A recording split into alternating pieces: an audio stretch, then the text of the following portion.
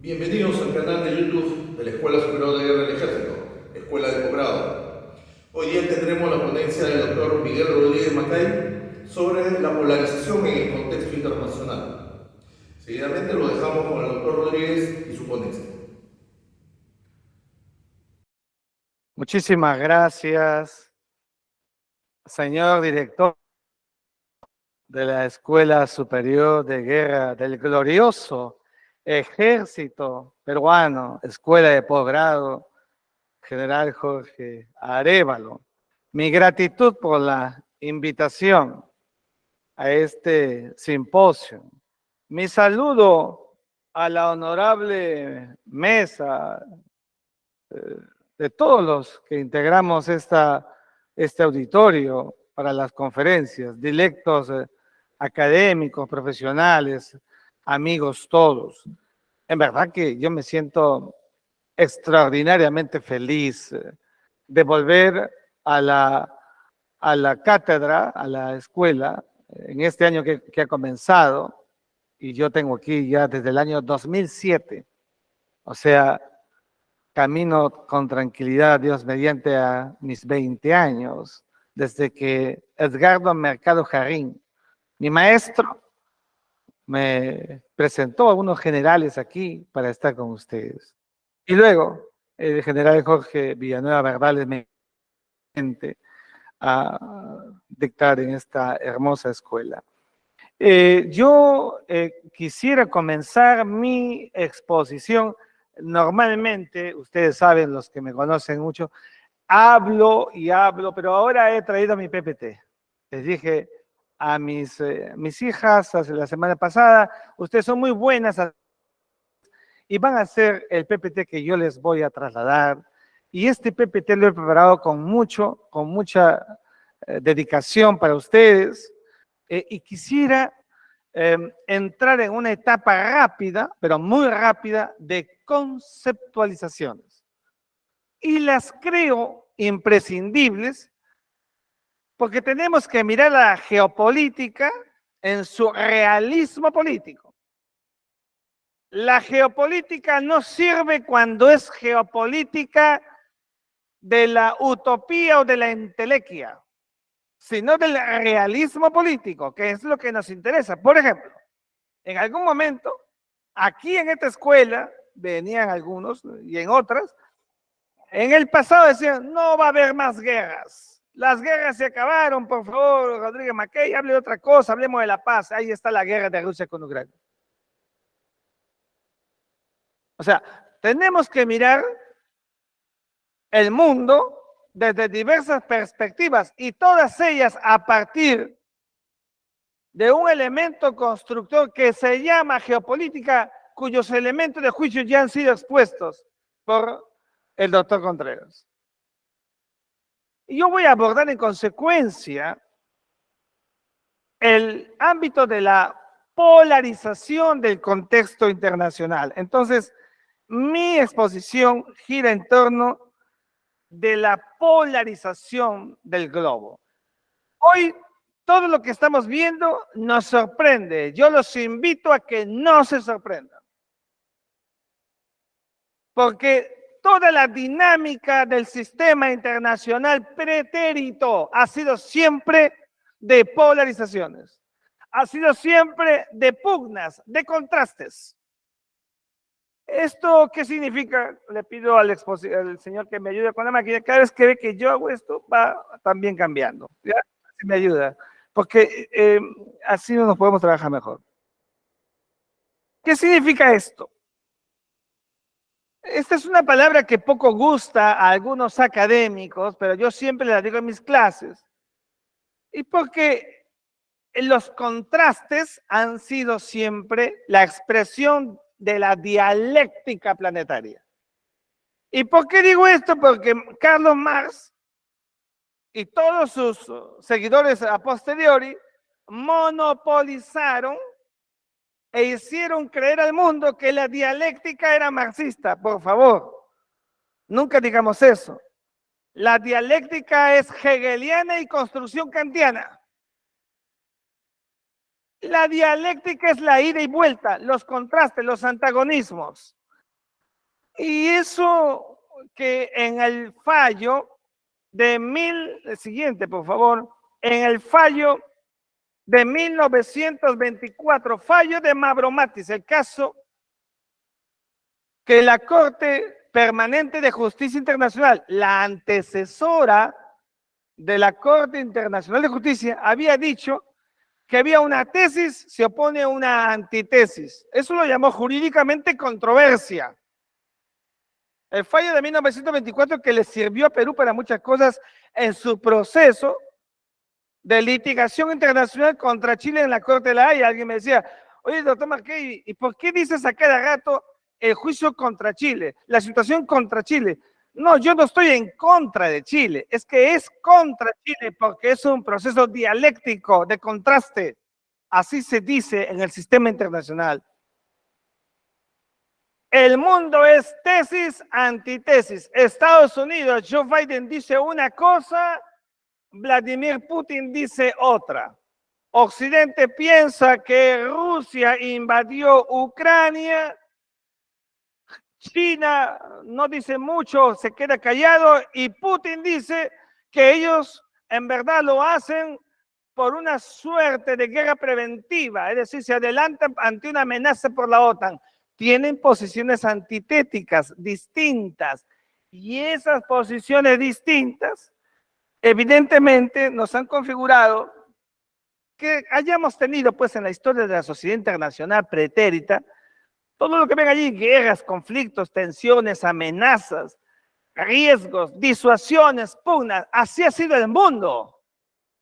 El mundo se ha movilizado de esa manera. Hoy no debería sorprendernos. Estos antagonismos, en consecuencia, nos muestran lo que denomina una mutación fáctica del sistema internacional. Una mutación fáctica de la sociedad internacional. Todo es producto de contrastes. Si no hay contraste, no hay proceso de mutación. Por tanto, no puede haber polarización. El hecho mismo de que Teodosio dividiera el Imperio Romano entre sus hijos Honorio y Arcadio y se produzca la caída del Imperio Romano, produjo un contraste. Las invasiones de los visigodos, los ostrogodos, los érulos, los vándalos, los hunos, ¿no? Una sociedad de contraste. La invasión y la toma de Constantinopla por los turcos otomanos de Mahomet II en 1453 también produjo una sociedad de contraste. Y lo mismo puedo decir de la Revolución Francesa de 1789, ¿no es cierto? Y todos estos procesos concomitantes que han habido, todos ellos uno tras otro, de absoluta expresión dialéctica de la historia. Por eso la razón es que no debería sorprendernos tampoco que no hay nada estático. Es que lo que menos es estático es la geopolítica, las relaciones internacionales. La seguridad, la defensa es lo menos estático. Es lo superdinámico. Una movilidad permanente. Todo evoluciona. Claro, todo puede involucionar, pero si se produce una involución, también es un movimiento.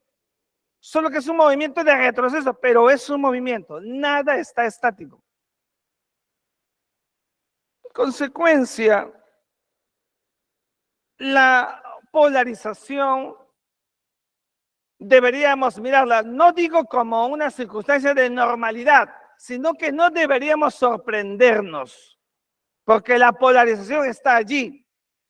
¿Hay cosas que exacerban la polarización? Por supuesto que sí.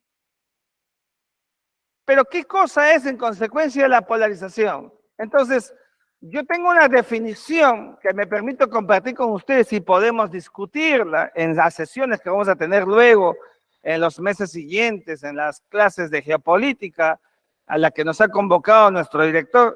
Pero yo ensayé una definición de lo que entiendo a la luz de lecturas y procesos académicos dentro y fuera del Perú. Concluí que la polarización no es otra cosa que la colisión intensificada. Colisión, no una colisión cualquiera, intensificada y localizada. ¿Dónde está? Al norte, al sur, arriba, abajo, izquierda, derecha. ¿Dónde? Localizada. De dos o más actores internacionales, sean estados o no, no necesariamente estados. Hay otros actores, otros sujetos del derecho internacional, pero además otros actores, incluso los no convencionales. Hoy día hay una polarización entre dos actores que son sujetos del derecho internacional, Rusia y Ucrania. Pero hay una diversidad de polarizaciones. Las polarizaciones, en consecuencia, son localizadas y evidentemente intensificadas de un acto factum. No hay polarización teórica, por favor. No hay polarización teórica, temática. La polarización es fáctica. Y así ha sido siempre a través de la historia. Y claro, pues por lo que decíamos, porque hay intereses contrapuestos, así como fue en el mundo pretérito, ¿no es cierto? Las conspiraciones entre Egipto y Roma, ya está. Los procesos producidos a partir de la aparición de la tesis de que la Tierra era redonda y los viajes de circunnavegación entre España y Portugal, ya está. O sea, visiones antagónicas, intereses contrapuestos, nunca intereses compartidos. Y por una sola razón, la polarización tiene que conducir a la hegemonía. Nadie polariza el planeta si detrás no tiene algo, no busca algo. Tenemos que ser claros y objetivos. Cuando un país vecino o no vecino quiere y vemos que está polarizando un tema, hay que pensar, no mal, sino pensar geopolíticamente. Pensar desde la seguridad y la defensa, algo está tramando, algo está buscando. Eso es parte del ratio del realismo político internacional. Y así pasa. Al final terminan exponiéndose, desnudándose las tramas, los planes superpuestos que se ponen a todos, evidentemente, como un juicio de valor intensificado. Pero lo hacen por la hegemonía. Todos quieren ser hegemones. Todos quieren ser hegemones. Cuando digo todos quieren ser hegemones, en verdad, digo todos los que tienen calidad o cualidad para ser hegemones. No cualquiera puede ser hegemón. A través de la historia, en verdad los hegemones no son muchos, son poquitos, 1, 2, algunas veces 3. En cuyo caso la hegemonía empieza a diversificarse, pero todos quieren ser hegemones. Claro, hay uno. Miren ustedes. Ahí está el mapita. Lo que les decía hace un instante. Egipto y Roma, acuérdense esos viajes en los tiempos de Pompeyo, Craso, Lépido y luego Octavio, ¿no es cierto? Marco Antonio, Julio César, vencer a ese Egipto que había sido de Amenofis IV, Amenofis III, de Cleopatra, ¿no? Ese Egipto poderoso que había logrado, ¿no?, dominar el mundo después de Persia, después de los sumerios, los acadios, después de la Mesopotamia, después de Macedonia, ese Egipto grandioso. Bueno, se enfrentó con Roma. Ahí está. España y Portugal, ahí está. La escuela de Sagres, Enrique el Navegante, la reina Isabel y Cristóbal Colón, dividiéndose el mundo, Tratado de Tordesillas, polarizaciones, querían ser hegemones, fueron hegemones del mundo, se dividieron el planeta. Inglaterra y Francia, la era victoriana, el combate de Trafalgar, 1805, los ingleses destruyen, vencen a los franco-españoles, ahí está. La gran era victoriana posteriori. Estados Unidos y la Unión Soviética, lo último que hemos visto durante la Guerra Fría, hegemones. Y ahora pongo China para calmar algunos corazoncitos. Pero pongo China porque es el que más se acerca, pero cuidado, que China no tiene, y quisiera decirlo con énfasis, no tiene todavía las cualidades significantes para tener el mismo lugar que Estados Unidos en el sistema internacional. Y podría después argumentar o sustentar, pero no quiero pasarme el tiempecito que me han regalado en esta tarde. En consecuencia, todas pugnas, la otra, la cultural, la del choque de civilizaciones, la de Oriente contra Occidente, la de Occidente contra Oriente, esto que había desarrollado Samuel Huntington. Ahí está. Y el doctor Tudela va a hablar un poco más de ello, así que no lo quiero abordar, porque entiendo que va a abordar este tema. Las razones de las polarizaciones. Diversas, pero ahí están, políticas, diplomáticas, jurídicas, comerciales. Lo último, la guerra comercial antes de la pandemia, durante la pandemia y post-pandemia, comercial, cultural, lo que estamos diciendo, el choque de civilizaciones, militar, ni hablar, lo estamos viendo ahora mismo. Las preponderancias en el mar meridional de China, es una expresión cabal, etcétera, etcétera. Es que siempre va a haber polarización, donde haya excitación geopolítica, donde haya exacerbación por intereses. Nadie hace nada sin que tenga detrás algo a cambio, buscando algún rédito. Por eso es que no hay amigos en las relaciones internacionales. Por eso es que no hay amigos entre estados. Siempre hay un interés detrás del telón o en el trasfondo, y eso tenemos que siempre tenerlo presente. Los ámbitos generalmente de esta expresión de la polarización geopolítica, la geopolítica, eso que no le daban bola hace algunos pocos años, hoy día no puede estar sino en todas las dinámicas de la enseñanza, del aprendizaje. Bueno, ¿por qué se producen estas polarizaciones teniendo el telón geopolítico? Porque todos quieren recursos. Los chinos están acá, los escucho hablar mucho de China. Los chinos están acá y me puedo adelantar porque, como lo digo en mis columnas, seguramente ya no me invitan al aniversario de octubre, pero ya ustedes saben que yo no me hipoteco con nada. Pero los chinos son depredadores, así lo llamo yo en mis columnas, depredadores. Depredadores, ahí están los recursos naturales, están detrás siempre. Los intereses por la hegemonía, los chinos, la pandemia fue la gran oportunidad para mostrarse como el otro hegemón del mundo, y aparecieron los chinos. Y cada vez que estaba con Estados Unidos, nunca vi a un chino, ni al canciller de China, etcétera, que negara la posibilidad de la existencia de una guerra fría o de una nueva guerra fría. No la negaba, les gusta a los chinos la nueva guerra fría. ¿Por qué? Porque les conviene crear ese mundo bipolar al que me referiré al final. Hegemonías, influencias. Miren lo que está pasando en estos momentos en la guerra entre Rusia y Ucrania.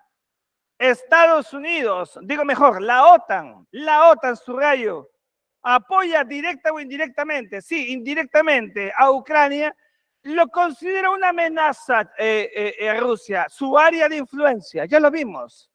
Estados Unidos saltó hasta el techo cuando vimos que Nikita Khrushchev puso los misiles aquel 16 de octubre del año 1962 en Cuba, porque es su área de influencia. Las áreas de influencia evidentemente exacerban a los estados, nación, a los intereses internacionales.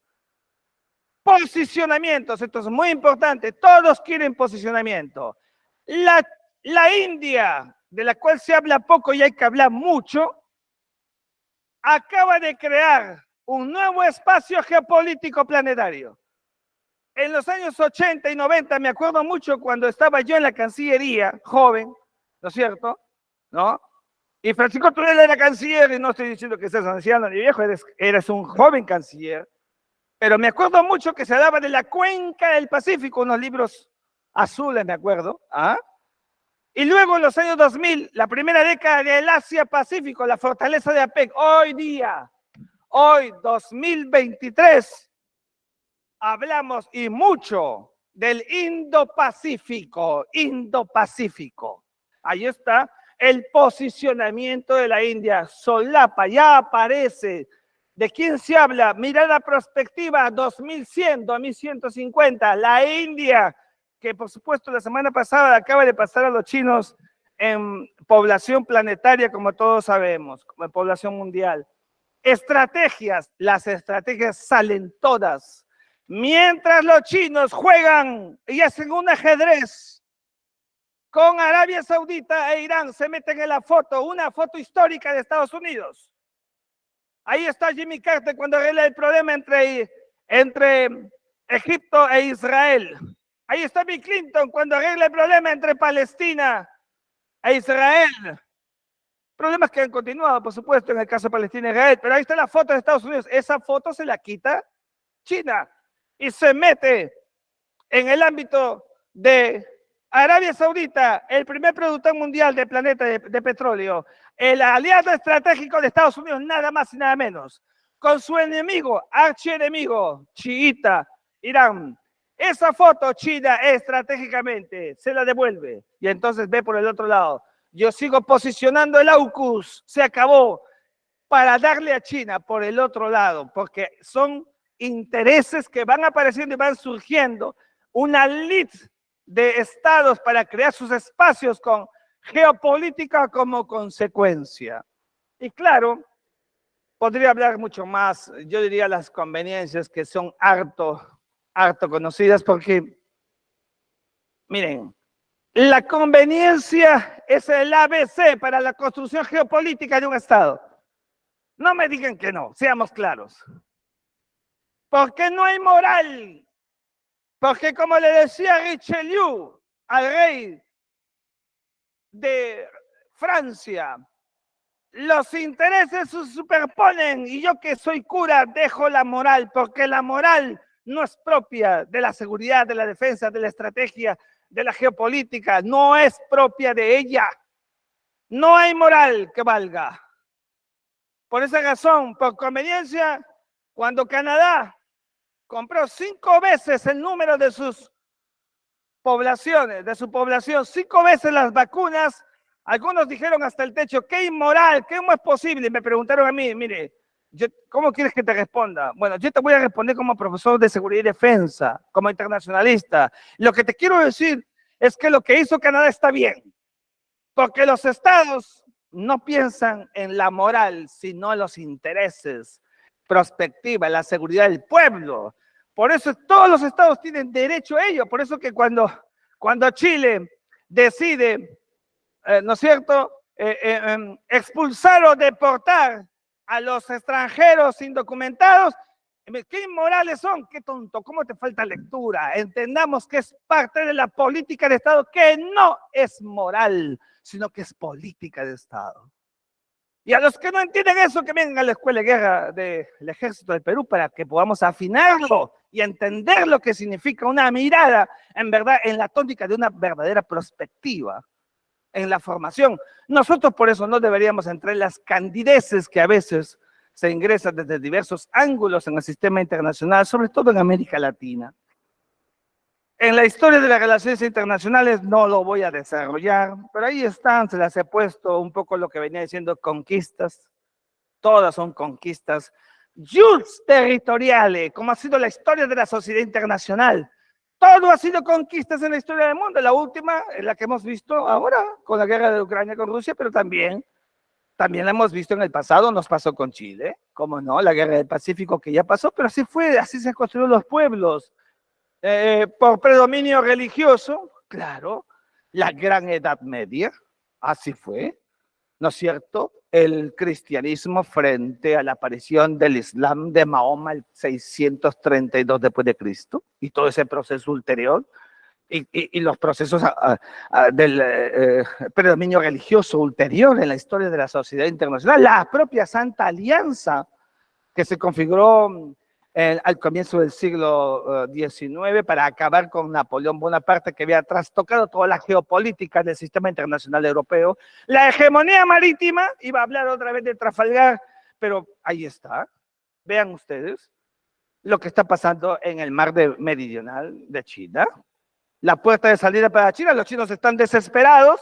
Los Estados Unidos, no digo que se hayan olvidado, pero ya dejaron un poco por un tiempecito el Golfo Pérsico, toda su mejor flota la trasladan al mar meridional de China, porque por allí sale el tercio de lo que se comercia en el planeta, y porque el Indo-Pacífico evidentemente es para ellos. En estos momentos el plus, ¿para qué?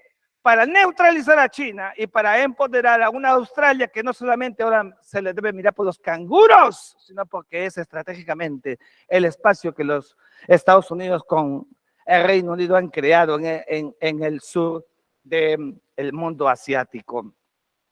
La carrera espacial que hemos visto en el pasado, ¿no es cierto? La locura estadounidense cuando Yuri Gagarin llega al espacio en 1957, el primer cosmonauta, desesperados, 11 años después llega a la Luna y logra algún nivel de templanza internacional.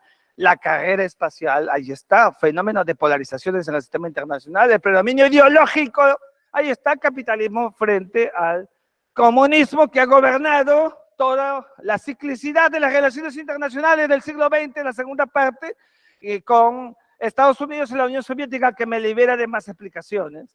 Liderazgo de los bloques económicos, esto que apareció mucho a partir del desarrollo de la cuenca del Pacífico, y los bloques, porque los países ya por sí solos no pueden, tienen que hacerlo en bloques, los que han aparecido. La propia Unión Europea se dio cuenta de ello, luego del Benelux, el Tratado de Roma y Maastricht se dieron cuenta y son un bloque, si no desaparecerían o podrían desaparecer. Es la configuración, los bloques siguen apareciendo en el sistema internacional. En el mundo asiático han aparecido en la cuenca más bloques que solamente APEC, en el marco del sudeste asiático, los tigres y los tigrillos del sistema internacional. La competencia comercial, lo estamos viendo, lo que decía hace un instante, la guerra comercial de Estados Unidos con China, acuérdense, antes que comenzara la pandemia, como lo que vimos con Huawei, es una expresión clara de la competencia comercial. El poder militar, sin duda alguna, el gran ajedrez del planeta se mueve a partir del poder militar. Los diplomáticos, les digo siempre, si tienes detrás un buen poder militar, tu negociación será eficaz y efectiva. Ay, doctor McKay, ¿cómo dice usted eso? Usted es un demócrata. Porque soy demócrata, te lo digo. Porque soy demócrata, te lo digo. Por eso aquellos que dicen que los estados no deben tener fuerzas militares o no deben comprar más tanques o no deben comprar más armamento, en verdad yo los quiero más a ellos terroristas que a los otros, porque están configurando una debilidad manifiesta para el Estado. Poder tecnológico, lo que últimamente estamos viendo y mucho, el poder espacial, que distinto a la carrera espacial del pasado, se superpone y eso va a tener cada vez más en el ciberespacio, que es una consecuencia del proceso pandémico internacional que nos ha tocado vivir. Por tanto, la polarización ha sido sucesivamente la partera que nos ha dado un mundo bipolar. Ahí está, Estados Unidos y la Unión Soviética, no hablo mucho, creo que el doctor Tudela va a referirse allí bastante. El mundo unipolar, al final de ella, Estados Unidos lo consigue, logra deshacerse de la Unión Soviética dando partida a la aparición de China, la ingresa al Consejo de Seguridad, divide y reinarás. La plataforma que Nixon hace caso a Henry Kissinger, ahí está puesta. El mundo unimultipolar, luego de las Torres Gemelas, se produjo ese proceso. El mundo se polariza a partir de ver a un Estados Unidos y detrás a otros, le hacen la cola detrás. Estados Unidos es golpeado, Estados Unidos es menoscabado, pero no herido de muerte. Entonces, muy importante. El mundo multipolar, que es el que creo que podría devenir, no sabemos todavía. Lo que sí, no creo en el mundo apolar, por eso le he puesto un slash. No, yo no creo en el mundo apolar. Un mundo sin polos, ¿qué es eso? Un mundo sin polos. No, el mundo es multipolar. Es que el mundo siempre va a ser polar, siempre habrá estas manifestaciones de localizaciones e intensificaciones de los procesos en el sistema internacional. Por eso, voy acabando mi exposición de media horita. La pandemia ha puesto a prueba al sistema internacional westfaliano.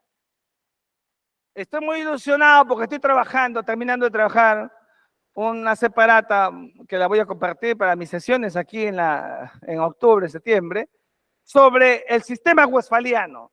La paz de Westfalia, no se olviden nunca, la paz de Westfalia de 1648 que puso punto final a la guerra de los 30 años. Esa paz no solamente le puso fin a una guerra que ya era bastante, sino que articuló un proceso distinto. Fue la expresión del Estado moderno, Estado con fronteras definidas, con representación diplomática, el concepto de soberanía, eso que se quieren tirar abajo, algunos espacios como las comisiones o la Comisión Interamericana que no entiende lo que es el principio de soberanía de un Estado. El principio de soberanía. El principio de soberanía y las fronteras. Cuando entra en auge todo el proceso económico de la Unión Europea, algunos decían que ya no había que hablar de fronteras. Rodríguez Mackay, usted sale mucho y le hemos escuchado su conferencia sobre el triángulo terrestre y ya está usted ya desfasado. Y miren lo que trajo la pandemia. Todo el mundo empezó a cerrar sus fronteras para que no entren y por tanto se contagien. Todo el mundo cerró su frontera. El sistema westfaliano, más bien por la pandemia, se ha fortalecido.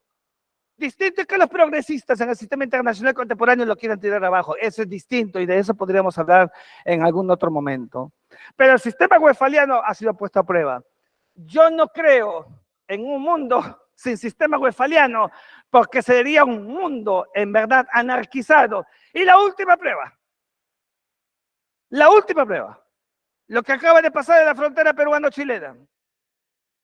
No han entrado al territorio peruano los extranjeros y hemos debido privilegiar el principio, evidentemente, humanitario, sí, pero no han entrado por la fortaleza del principio westfaliano de inviolabilidad en la frontera que se superpone al principio que los progresistas han desarrollado del libre tránsito internacional. Porque los estados se tienen que respetar. Porque eso es orden interno, orden internacional. Que debemos hacer prevalecer en el sistema internacional. La guerra entre Rusia y Ucrania ha confirmado lo que decía al comienzo, que el conflicto es tan antiguo como la propia existencia humana. En la etapa del nomadismo, de las catervas, de las hordas, de las aldeas, de las cuevas, de las tribus, de las polis, de las ciudades-estados, del Estado, siempre ha habido conflicto, como las guerras del pasado, del Peloponeso, las guerras púnicas, médicas, la guerra de las Galias, todas, la guerra de los 30 años, de los 100 años, la Primera, la Segunda Guerra Mundial y todas estas guerras, la guerra de Corea, de Vietnam, la guerra del Golfo Pérsico, la guerra de Irak, la guerra de Siria, la guerra de Rusia con Ucrania. Por favor, seamos claros. Por tanto, los estados tienen que desarrollar una política de Estado de seguridad y defensa que no debe ser soslayada y que algunos quieren defenestrar. La geopolítica es la inspiración para ello, para que los estados tengan una mirada ultraactiva, como decía Edgardo Mercado Jarrín, me decía Miguel Ángel, mira el mundo, acá está el Perú en medio, miremos al mundo. Así es como debería hacerse el sistema internacional. La geopolítica, sí, es la geopolítica idónea. La geopolítica de la verdadera receta surge justamente de las polarizaciones. Porque finalmente la geopolítica no es sino una mirada prospectiva. La ruta de la franja y la ruta de los chinos no es sino una construcción de los chinos, crea su geopolítica. Por eso que la geopolítica no es estática, se va creando según sus intereses. Y sobre eso, y el orden mundial se construye, por supuesto, dialécticamente, y sobre el orden mundial también. Yo tengo un artículo que escribí en plena pandemia que se llama El orden mundial podría ser asiático, así es el título y está en correo. Pero sobre esto tampoco voy a desarrollar mucho porque lo va a hacer el doctor Tudela en la parte que le corresponde, pero sí quiero decir algo. En esta parte final, el orden mundial no es producto del azar. El orden mundial es dialéctico y se produce por un proceso de fricción, un proceso que nos va a movilizar al mundo. Todavía no se ha producido, creo que estamos en el proceso de llegar a ese momento. Y cuando ese momento llegue, entonces ahí sí tendríamos que preocuparnos. Todavía creo que no ha llegado, estaría en construcción, o es que todavía no lo terminamos de ver en su exacta dimensión. Mientras tanto, surgen los intereses. Y los intereses es ganar espacio geopolítico como hace China con el puerto de Shanghái. Y sobre eso tengo una palabra. Y con esto prometo acabar, director y amigo. Cuidado con lo que se viene hablando y diciendo sostenidamente en el Perú en muchos ámbitos. Nos estamos olvidando que el espacio natural geopolítico del Perú no es China. No estoy diciendo que el puerto sea malo. No estoy diciendo eso. Lo que estoy diciendo es que hagamos perspectiva en el curso, director general y amigo. Es decir, ¿cuál será el comportamiento de Estados Unidos de América cuando ese puerto en sus narices de influencia geopolítica esté funcionando? Y para un Perú que tendrá un puerto cuyos tenores del texto no conocemos, no sabemos incluso si habrá o no alguna cláusula que refiera a algún compromiso para atender fuerzas navales extranjeras o chinas, si quieren ustedes, en nuestro mar de Grau, el mar de 200 millas, sobre el que me quisieron vapulear por la ausencia de buena fe, al creer que el mar de Grau se reducía. Cuidado con eso. No vamos a terminar hipotecados creyendo que porque tenemos un puerto hecho por China, entonces vamos a convertirnos en el adalid del Océano Pacífico. Cuidado, miremos geopolíticamente, por favor. Les doy un dato. Los chinos han construido en Sri Lanka un puerto. 1.200 millones de dólares. Ahí abajo, en la punta, después de la India, bajito. No sabemos los resultados que le pueda haber dado prosperidad a los chinos allí. Por supuesto que va a ser el menor. Se mete las narices del Indo-Pacífico donde está China y donde está la India y Estados Unidos. ¿Ven cómo se meten? No le está dando los resultados que quieren y no sabemos quién va a pagar los intereses por la construcción de ese puerto. Sri Lanka está hasta el cuello justamente por eso. Cuidado con eso. Las cartas bien puestas sobre la mesa. Yo no digo que no tengamos desarrollo, por favor, seamos claros. Yo no creo que solamente sea Estados Unidos, creo en la visión multilateralizada del Estado-Nación, pero hagamos las cosas bien, con libreto claro. Los chinos están haciendo lo mismo que van a hacer en Afganistán, porque ya se sentaron con los talibanes. Cuando los Estados Unidos han salido, ellos se han sentado con los talibanes y van a empezar a hacer lo que hace todo aquel que quiere y tiene intereses, porque Afganistán tiene recursos. Y por eso tienen asociados en otras partes del mundo, como en África tiene apoyos con Argelia, porque todos quieren todo. ¿Y nosotros qué queremos? ¿Cuál es la mesa peruana? ¿Qué le hemos dicho a los chinos? Te vamos a dar un puerto, el Callao tiene ese privilegio natural, ¿y qué nos hace a cambio si hasta ahora nuestro primer socio comercial no nos ha vuelto un país industrializado? Seamos claros. Ojalá que los chinos no dejen de invitarme a su recepción. Pero lo digo con claridad. Miremos las cosas con objetividad. Y en todo caso, si vamos a tener ese puerto, como que se está construyendo y estará para el 2024, entiendo. Y costará como unos 1.300 millones de dólares, entiendo. Desde ahora deberíamos saber el ABC exacto de lo que va a significar para el proceso peruano. Y cuidando, como dice Ronald Bruce, cuidando mucho nuestras interacciones recíprocas con los hegemones, con el hegemón del mundo que se llama Estados Unidos de América. Eso le está pasando a Ignacio Lula da Silva, que forma parte del BRICS. Cuidar mucho el vecindario y el otro anillo más ampliado, porque los estados no son parias, los estados son parte de un sistema internacional que aunque es ampliado por la globalización se ha estrechado. Por eso, en un mundo que queremos que sea un mundo de paz, queremos un mundo de paz, hay que mantenerlo, como dijo la Carta de San Francisco. Mantenerlo sobre todas las cosas, porque el día que no haya paz, entonces habrá fracasado la ONU como fracasó la Liga de las Naciones. Nadie quiere eso. Somos pueblos de paz. Y queremos que esto que les muestro en el mapa, ¿no es cierto? Que lo bajé de las redes porque me pareció el mejor que tenía a la mano actual. Pero la paz, miren los espacios de paz y menos intensificados de paz. Así está el mundo en estos momentos.